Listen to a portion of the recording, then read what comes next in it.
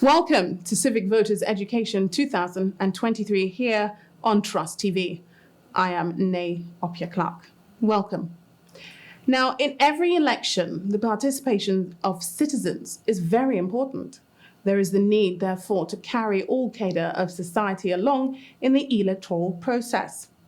Voter and civic education are necessary to ensure that all constituents, men and women alike, understand their rights, the political system, the contest that they're being asked to decide upon, how and where to vote. Sit tight as we look at the impact of hate speech and fake news in our elections. This program is facilitated by the Institute for Media and Society and funded by the European Union. Now, the content of this broadcast does not reflect the views of the Institute for Media and Society, nor that of the European Union. To begin the program, let's take a look at some news highlights ahead of the 2023 general elections.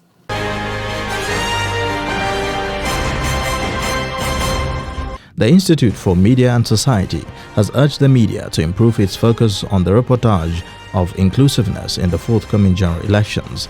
The IMS Executive Director Akin Akimbulu made the call during a two-day workshop on sharing on good practices and trends on inclusive coverage of the electoral process for media practitioners held in Abuja on Monday.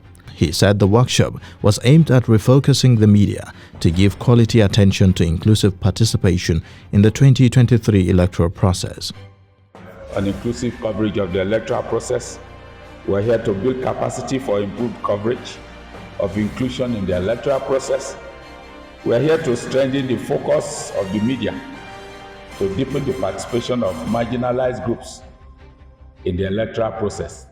And the way we operationalize, that's the word that scholars use, the way we operationalize marginalized groups here is women, youth, persons with disabilities. These are the demographics that we focus on in this project. Stakeholders in the media have demanded for independence for Nigeria's broadcast regulatory body, the National Broadcasting Commission, to be free from political, economic and other interferences. The media stakeholders stated this in a communique issued at the end of a two-day meeting organized in Abuja by the Institute for Media and Society on February 2nd and 3rd, 2023, as part of activities under the support to media component of the European Union support to democratic governance in Nigeria, EU SDGN 2 project. It is important that the National Broadcasting Commission, that is NBC, has the required capacity, independence and autonomy to regulate the broadcast industry in a professional and non-partisan manner. And from what I've read so far, our organization, we have conducted a series of activities that touches on misinformation, hate speech, training all over the country. And just last week, in fact, we glide from an activity to this place in Abuja here, where key stakeholders were engaged on legislative reform, with reference to regulatory authority. The Independent National Electoral Commission has commenced training for the 1.2 million personnel engaged to conduct the forthcoming elections. INEC National Commissioner Information and Voter Education Committee Festus Okoye disclosed this in Lagos during the Commission's Voter Education and Publicity Training on Strategic Communication. Okoye noted that the training has become important against the backdrop of the coming into force of a new electoral legal framework for the conduct of elections and the Commission's commitment to infuse technology in the electoral process.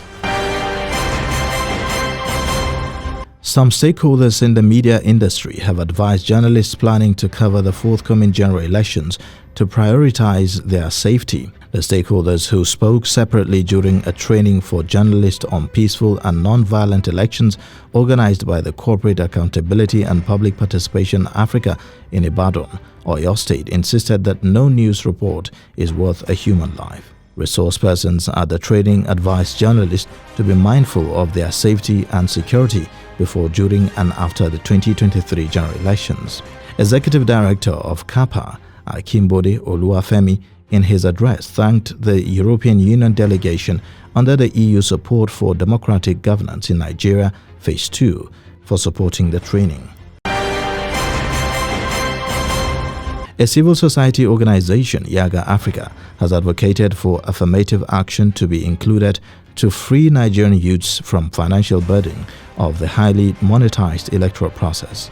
The call was made in a research report on youth political participation in Lagos launched by Yaga Africa.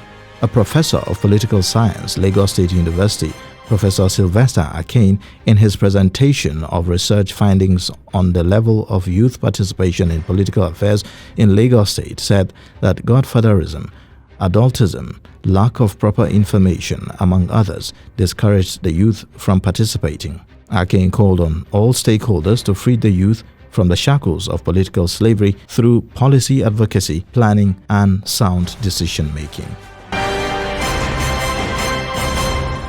A non-governmental organization, Electa, has expressed worry over politically motivated killing of women active in politics ahead of the 2023 general elections.